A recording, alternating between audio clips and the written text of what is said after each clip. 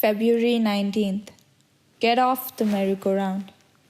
Genesis chapter 17 verses 3 to 6 says, Then Abram fell on his face, and God talked with him, saying, As for me, behold, my covenant is with you, and you shall be a father of many nations.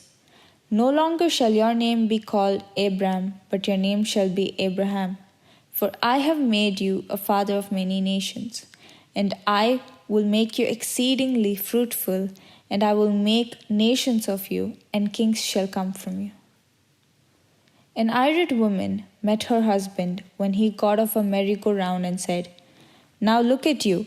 You spent your money, you got off right where you got on, and you haven't been anywhere.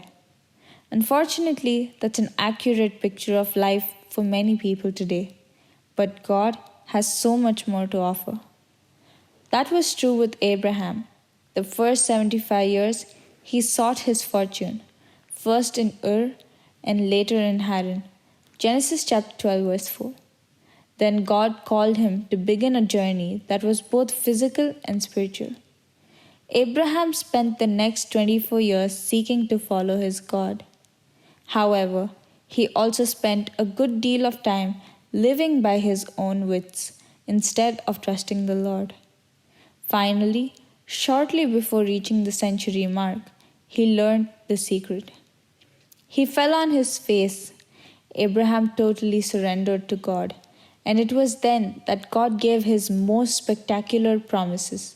From Abram, father of height, God changed his name to Abraham, father of a multitude.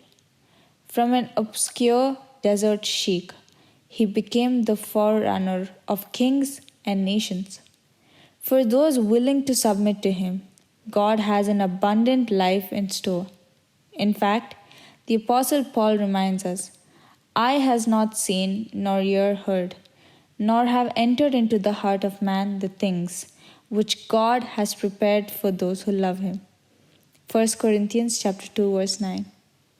If life seems a bit like a merry-go-round to you, maybe it's time to discover God's abundant life.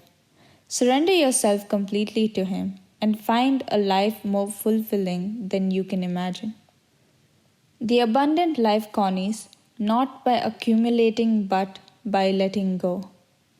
Amen.